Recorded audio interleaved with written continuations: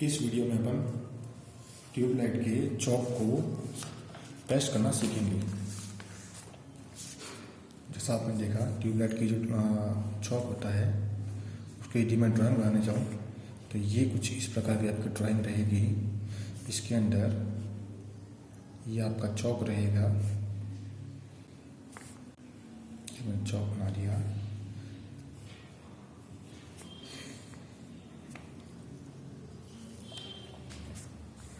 इस शॉप के बाहर ये दो आपको ये कॉन्टेक्ट पॉइंट दिखा रहे हैं। ये जो आपका चौक है, इस चौक को यदि मैं टेस्ट करने जाऊं तो आपको पता है टेस्ट करने के लिए आपको सीरीज टेस्ट लैंप यूज़ करना पड़ेगा।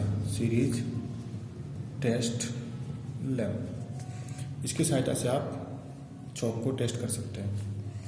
तो अपन यहाँ सीरीज टेस्ट लैंप का यूज़ करते हैं। मैं यहाँ सीरीज टेस्ट लैंप की एक ड्राइंग बना लेता हूँ। ये मैंने सीरीज टेस्ट लैंप मैंने ड्रॉ कर लिया। यहाँ पे मैं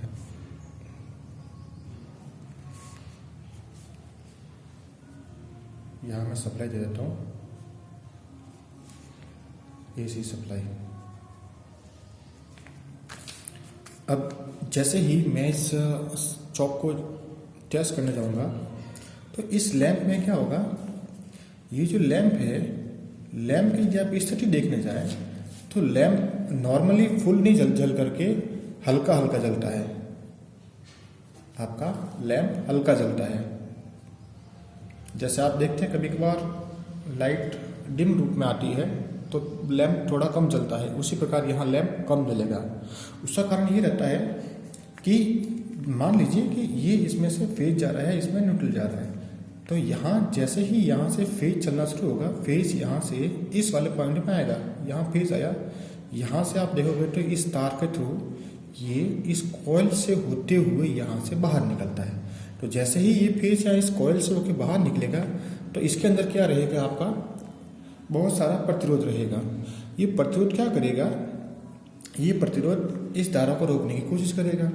तो जैसे ही धारा को ये रोकता है तो यहाँ आने वाली धारा के मान में कमी आ जाती है, जिस कारण ये धारा जब इस लैंप को मिलती है और यहाँ से ये न्यूट्रल मिलता है, यहाँ से फेज मिलता है, जैसे ही ये धारा यहाँ इसको मिलती है तो वो कम मान की धारा मिलती है, जिस कारण यहाँ लैंप फुल जलने के बजाय हल्का जलता है या कम जलता है, कम जलता है।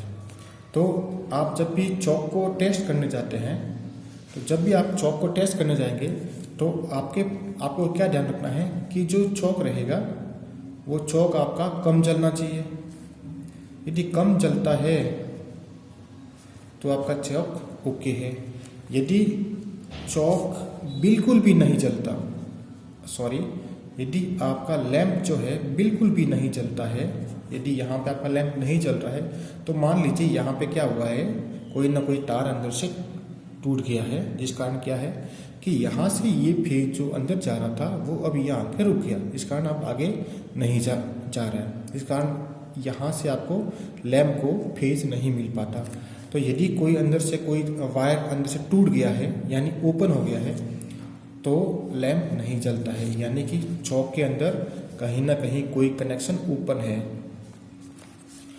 और तीसरी वाली बात के बारे में बात करते हैं। यदि तीसरी कंडीशन जिसमें क्या है, आपका लैंप फुल जलता है, जैसे आप नॉर्मली जो लैंप जलता रहता है आपके घर पे, उस प्रकार से अपन देखते हैं कि यदि आपका लैंप फुल या ब्राइट जलता है तो उस केस में क्या होता है कि यहाँ पे अंदर से कोई ना कोई तार क्या है डायरेक्टली शॉर्ट हो जाते हैं। जैसे मैं एक कंडीशन यहाँ बना रहा हूँ, यहाँ आप देखिए मैंने क्या कर लिया कि यहाँ से ये एक तार मैंने सीधा यहाँ इसको ज्वाइन कर लिया। अपन ये मान के चलते हैं कि क्या हुआ कि कोई ना कोई कॉइल का कोई वायर इसमें शॉर्ट हो गया। शॉर्ट होने पे क्या होता है, ये इसकी सप्लाई इस अंदर घूमने के बजाय ये सीधी ही बाईपास हो जाती है। तो यहाँ से आप देखेंगे जैसे ही फेज आ रहा है या फेज यहाँ पे आया और यहाँ से एक तो इसको यहाँ से आके घूमना था, जिस कारण इसका प्रतिरोध यहाँ जो प्रतिरोध है वो धारा को कम करता। लेकिन यहाँ क्या हो रहा है, जब ये पूरा तार जब शॉर्ट हो गया है तो यहाँ से ये फेज डायरेक्टली यहीं से ही बाहर निकल जाता है, जिस कारण अब यहाँ धारा कम नहीं होकर के पूरी पूरी आती है, जिस कारण ये लैंप फुल जलता है। तो उस कंडीशन में क्या होता है कि आपका जो चौक रहता है वो शॉर्ट माना जाता है। तो इन दोनों कंडीशन के अंदर आपका चौक सही नहीं माना जाता। आपके चौक के अंदर लैंप कम जलना चाहिए।